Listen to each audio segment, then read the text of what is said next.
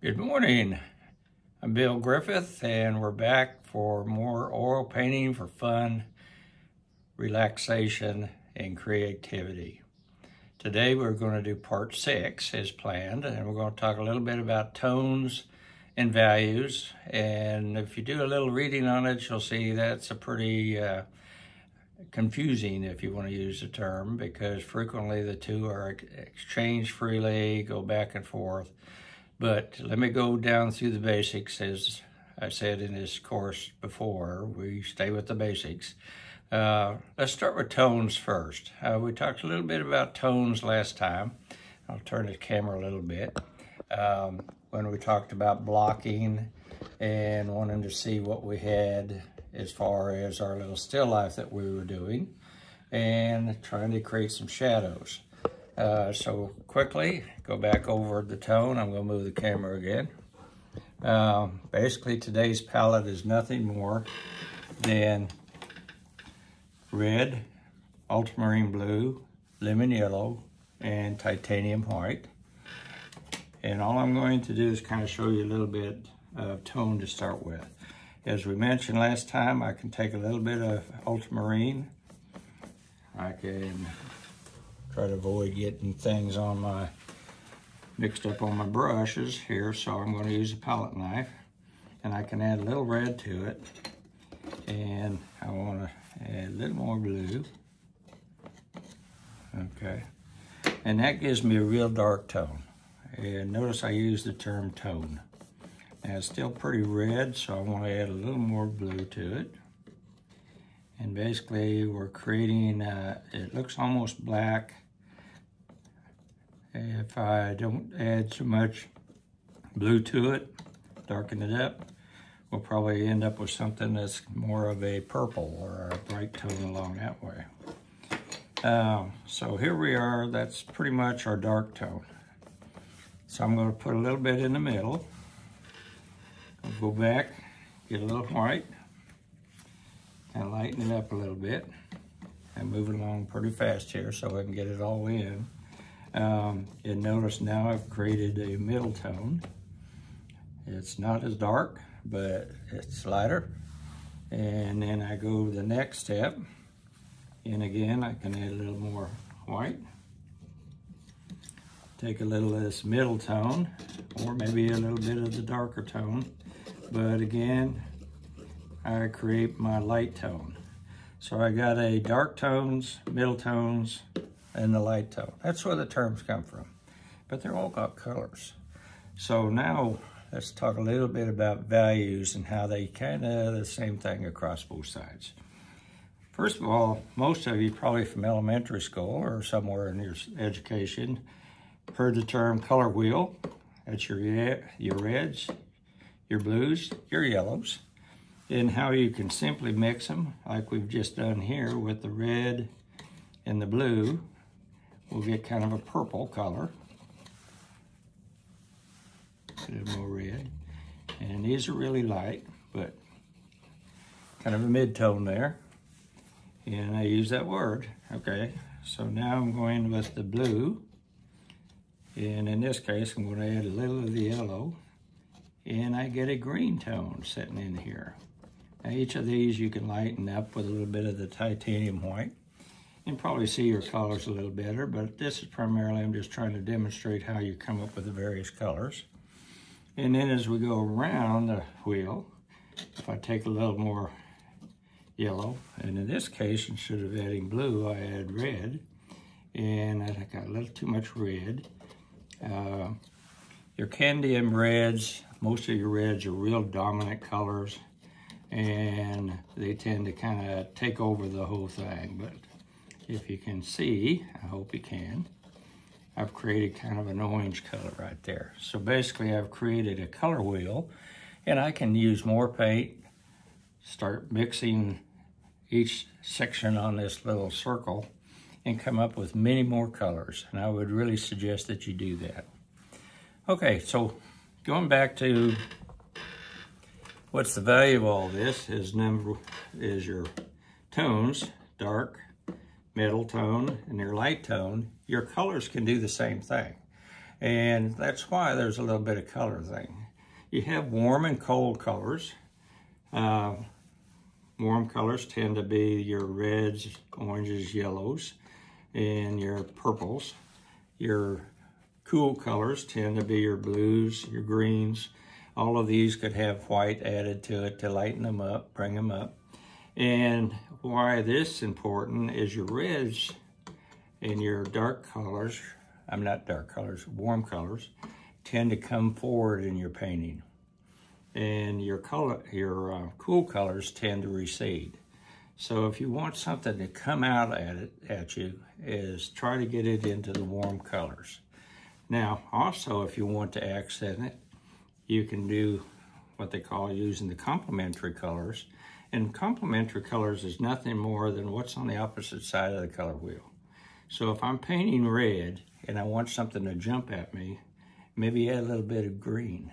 It'll come out. It's a complementary color. It'll highlight that area. So if you want something in your masterpiece to come forward and add a little contrast so that they can see it, just explore using the complementary color.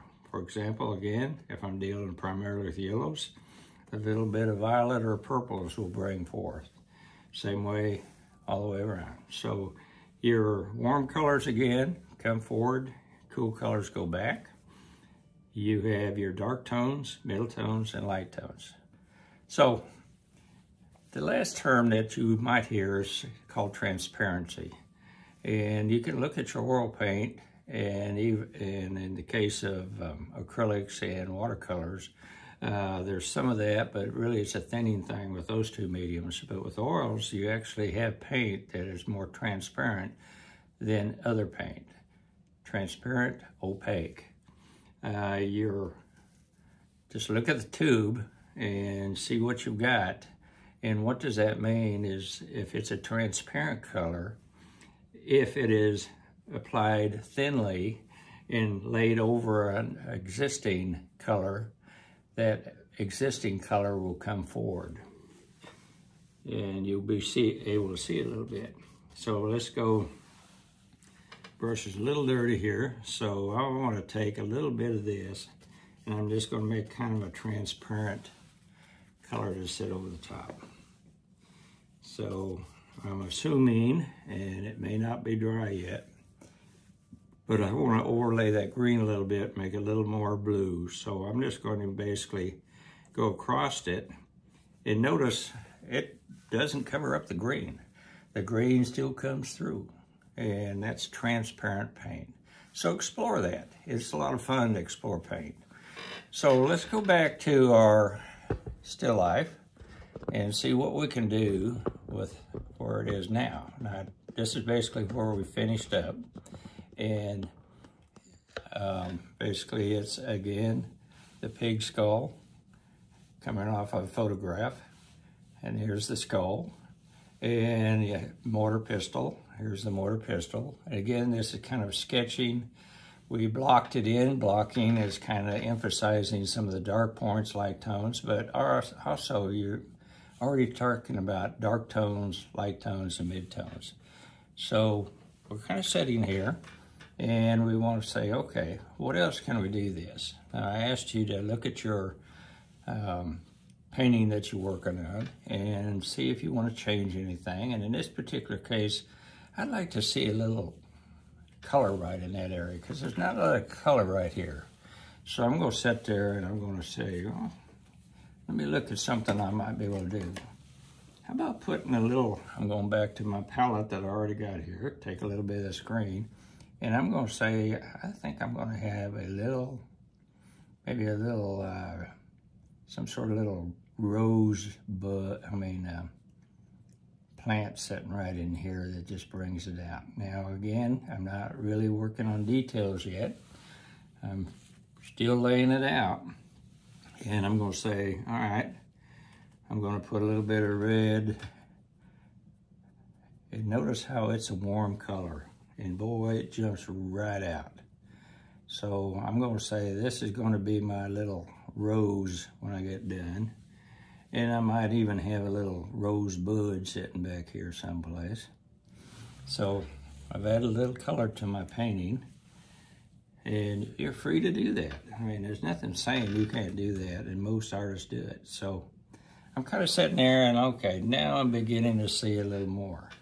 Now the skull is in the back, and I want this to kind of be in the mid area, the mortar pestle, and then I want to go bring the rose up. Well, the rose is warm and it's going to jump out at you when we're done. You'll see that as we work on it next time, but right off the bat you can say, hey, that's more noticeable, and it draws the eyes right there to that center point.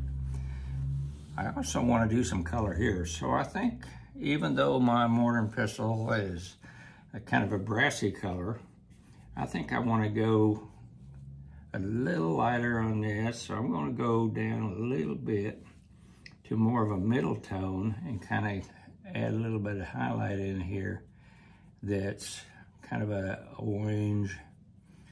And again, I'm not doing any details, I'm just trying to get an idea of where my painting's going.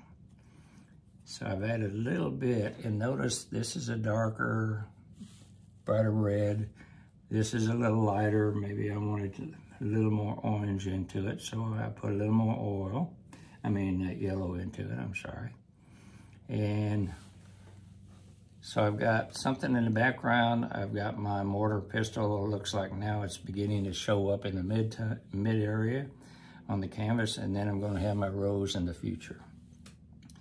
So again, I'm just talking about using colors for values, for contrast, transparent, how you can do the color wheel. I would really encourage you to play with that color wheel and create lots of little charts with different color combinations so that you can match what you're trying to paint. And all of it can be applied to get you into depth of field, make it more three-dimensional, more realistic. 3D is the term you use, and you basically keep working on it with the colors until you get to the point that you want. So going back now, as I mentioned earlier in this whole series, this is pretty simple, and all you need to do is practice and explore, and you'll be surprised how fast things begin to come together. I'd encourage you, if you liked this video, to click the like button down on the bottom. And if you would, subscribe, because this is a series and we're going to continue to develop what we're doing right now with the skull. But we will get to landscaping, portraits, and that kind of thing later on in the series. So if you're interested in pursuing and going that direction, stick around. And so you all have a blessed day, and we'll see you next time.